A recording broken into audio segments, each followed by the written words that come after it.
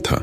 वह बहुत न्यायप्रिय तथा प्रजावत्सल एवं धार्मिक स्वभाव का था। वह नित्य अपने इष्ट देव की बड़ी श्रद्धा से पूजा पाठ और याद करता था। एक दिन इष्ट देव ने प्रसन्न होकर उसे दर्शन दिए तथा कहा, राजन, मैं तुमसे बहुत प्रसन्न हूँ, बोलो तुम्हारी कोई इच्छा है। प्रजा को चाहने वाला राजा बोला, भगवान, मेरे पास आपका दिया सब कुछ है। आपकी कृपा से राज्य में सब प्रकार सुख शांति है। फिर भी मेरी एक इच्छा है कि जैसे आपने मुझे दर्शन देकर धन्य किया, वैसे ही मेरी सारी प्रजा को भी कृपा कर दर्शन देकर धन्य कीजिए। यह तो संभव नहीं है। ऐसा कहते हुए भगवान ने राजा को समझाया, परंतु प्रजा को चाहने वाला राजा भगवान से जिद करने लगा।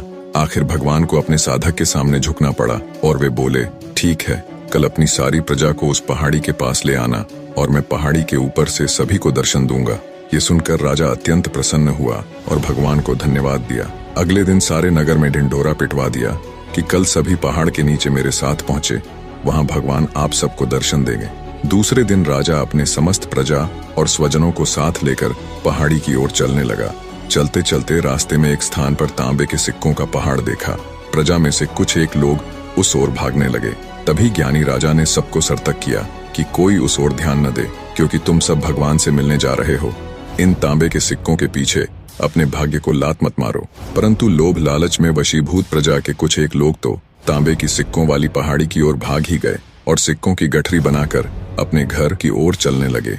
वे मन ही मन सोच रहे थे, पहले ये सिक्कों को समेट ले, भगवान से तो फिर कभी मिल ही लेंगे। राजा दुखी मन से आगे बढ़े। कुछ दूर चलने पर चांदी की सिक्कों का चमचमाता पहाड़ दिखाई दिया। इस बार भी बचे हुए प्रजा में से कुछ लोग उस ओर भागने लगे और चांदी के सिक्कों को गठरी बनाकर अपनी घर की ओर चलने लगे। उनके मन में विचार चल रहा था कि ऐसा मौका बार बार नहीं मिलता है। चांदी के इतने सारे सिक्के फिर मिले न मिले, भगवान तो फिर कभी मिल ही जाएंगे। इसी प्रकार कुछ दूर और चलने पर सोने के सिक्कों का पहाड़ नजर आया। अब तो प्रजाजनों में बचे हुए सारे लोग तथा राजा के स्वजन भी उस ओर भागने लगे। वे भी दूसरों की तरह सिक्कों की गठरियां लाद लाद कर अपने अपने घरों की ओर चल दिए। अब केवल राजा और रानी ही शेष रह गए थे। राजा रानी से कहने लगे, देखो कितने लोभी हैं ये लोग, भगवान से मिलने का महत्व ही नहीं जानते हैं। भगवान के सामने सारी दुनिया की दौलत क्या चीज है। सही बात है, कहते हुए रानी ने राजा की बात का समर्थन किया और वह आगे बढ़ने लगे। कुछ दूर चलने पर राजा और रानी ने देखा कि सप्तरंगी आभा बिखरता हीरों का एक बड़ा सा पहाड़ है। अब तो रानी से भी रहा नहीं गया। हीरों के आकर्षण से वह भी दौड़ पड़ी और हीरों की गठरी बनाने लगी। फिर भी उसका मन नहीं भरा तो साड़ी के पल्लू में भी बांधने लगी। वजन के कारण रानी के वस्त्र देह से अलग हो गए, परंतु हीरों की तृष्णा अभी भी नहीं मिटी। यह देख राजा को अत्यंत ही ग्लानि और विरक्ति हुई। बड़े दुखद मन से राजा अकेले ही आगे बढ़ते गए। पहाड़ पर पहुंचे तो देखा वहां सचमुच भगवान खड़े उसका इंतजार कर रहे थे।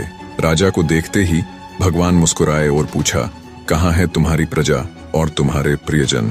मैं तो कब से उनसे मिलने के लिए बेकरारी से उनका इंतजार कर रहा हूँ। राजा ने शर्म और आत्मग्लानि से अपना सर झुका दिया।